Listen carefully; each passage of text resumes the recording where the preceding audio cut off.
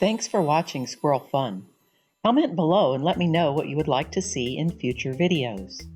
Subscribe and hit the bell to get notifications whenever I upload something new. Check out some of my other videos for short trivia lessons and quick bits of knowledge so that you can learn something new every day, even with your busy schedule. Peace, love, rock and roll. Enjoy! The Midnight Ride of Paul Revere by Wadsworth Longfellow. Longfellow lived from 1807 to 1882 and wrote this poem April 19th, 1860.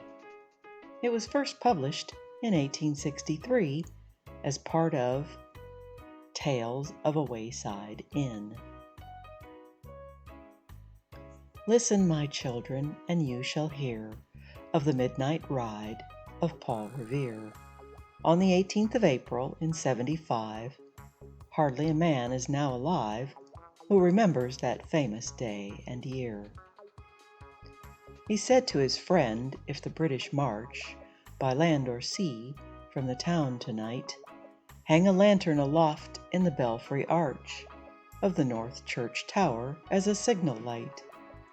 One if by land, and two if by sea, and I on the opposite shore will be, ready to ride and spread the alarm through every Middlesex village and farm, for the country folk to be up and to arm. Then he said good night, and with a muffled oar, silently rowed to the Charleston shore, just as the moon rose over the bay, where swinging wide at her moorings lay the Somerset, British man of war, a phantom ship with each mast and spar across the moon like a prison bar, and a huge black hulk that was magnified by its own reflection in the tide.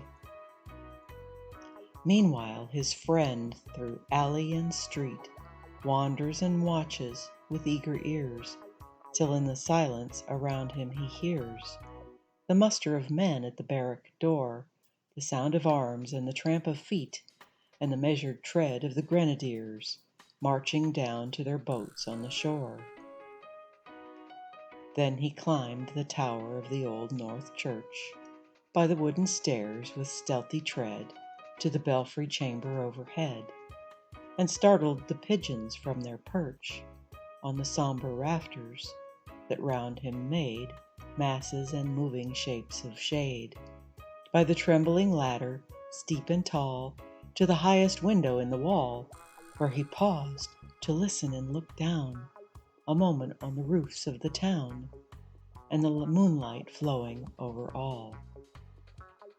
Beneath, in the churchyard, lay the dead, in their night encampment on the hill, wrapped in silence so deep and still that he could hear, like a sentinel's tread, the watchful night wind as it went, creeping along from tent to tent, and seeming to whisper, all is well.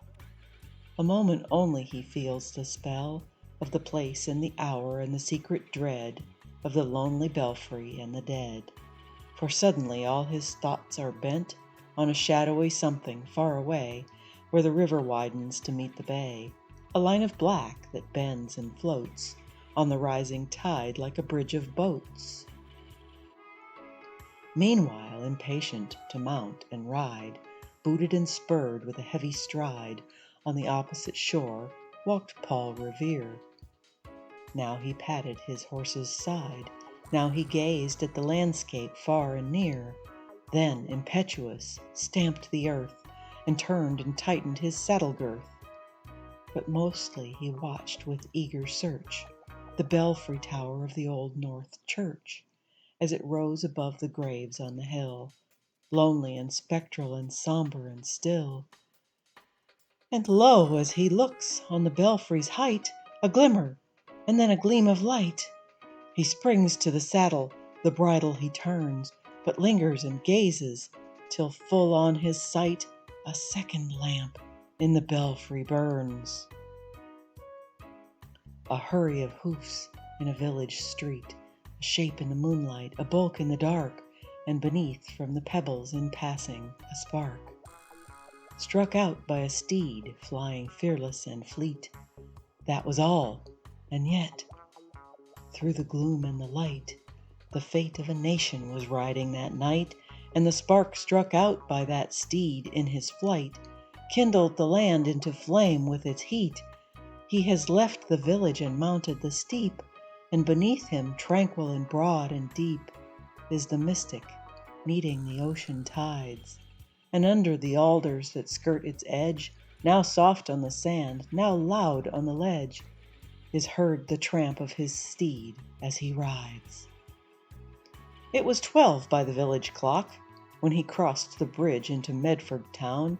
He heard the crowing of the cock and the barking of the farmer's dog, and felt the damp of the river fog that rises as the sun goes down. It was 1 by the village clock when he galloped into Lexington. He saw the gilded weathercock swim in the moonlight as he passed, and the meeting-house windows, black and bare, gaze at him with spectral glare, as if they already stood aghast at the bloody work they would look upon. It was 2 by the village clock when he came to the bridge in Concord town. He heard the bleating of the flock and the twitter of birds among the trees, and felt the breath of the morning breeze blowing over the meadow brown. And one was safe and asleep in his bed, who at the bridge would be first to fall, who that day would be lying dead, pierced by a British musket ball. You know the rest. In the books you have read, how the British regulars fired and fled, how the farmers gave them ball for ball from behind each fence and farmyard wall, chasing the redcoats down the lane, then crossing the fields to emerge again, under the trees at the turn of the road, and only pausing to fire and load. So through the night rode Paul Revere, and so through the night went his cry of alarm to every Middlesex village and farm, a cry of defiance and not of fear, a voice in the darkness, a knock at the door, and a word that shall echo for evermore. For, born on the night, wind of the past, through all our history, to the last, in the hour of darkness and peril and need, the people will waken and listen to hear the hurrying hoofbeats of that steed and the midnight message of Paul Revere.